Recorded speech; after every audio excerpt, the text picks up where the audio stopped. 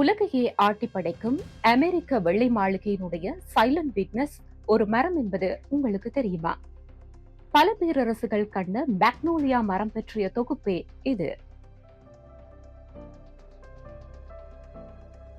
Andrew Jackson அமெரிக்க அதிபராக பதவியேற்கும் முன்னரே ரேச்சல் ஜாக்சன் 1828 ஆண்டு டிசம்பர் மாதம் 22ஆம் தேதி காலமானார்.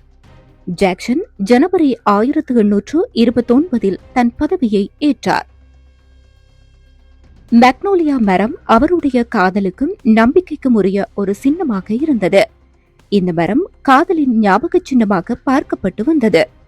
அதனால்தான் தொடர்ந்து வந்த ஒவ்வொரு அமெரிக்க அதிபர்களும் பாதுகாத்து வந்தனர்.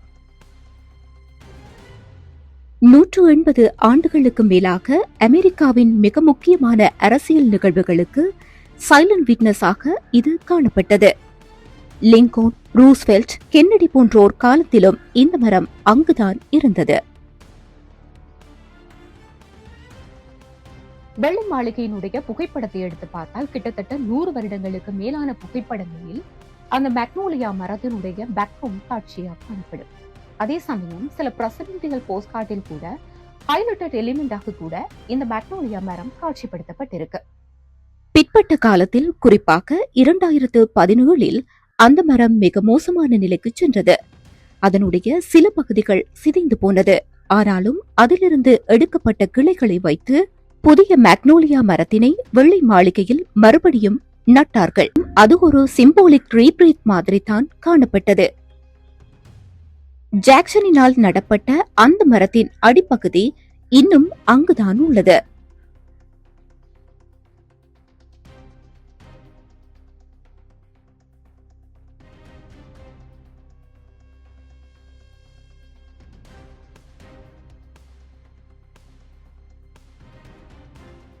வரலாற்று புகழ்மிக்கதாகவும் உணர்வு பூர்வமாகவும் புனிதமானதாகவும் பார்க்கப்படுகின்ற இந்த மேக்னோலியாவை அமெரிக்க மக்கள் காதல் சின்னமாகவும் பார்க்கின்றனர். இத்தகைய புகழ்மிக்க இந்த மரத்தினை அமெரிக்காவின் வெள்ளை மாளிகையின் தோட்டப்புறத்தில் மட்டுமல்லாது ஏனைய பகுதிகளிலும் வளர்க்கின்றனர். இத்தகைய புனிதத்துவம் வாய்ந்த இந்த மரத்தினையே அமெரிக்க அதிபர் டொனால்ட் ட்ரம்ப் கடந்த ஏப்ரல் மாதம் 8ஆம் தேதி அமெரிக்காவின் வெள்ளை மாளிகை தோட்ட பகுதியில் நட்டு வைத்தார். மறந்து போன வரலாற்று பார்வைகளை தெரிந்து கொள்ள ஸ்டோரிஸ் அன்டோல்ட் சேனலை சப்ஸ்கிரைப் செய்யுங்கள். அதே சமயம் இந்த காணொளி தொடர்பான ஏனைய தகவல்கள் உங்களுக்கும் தெரிந்திருந்தால் கமெண்ட் பாக்ஸில் பதிவு செய்யுங்கள். நான் கஜானா சந்திரபோஸ்.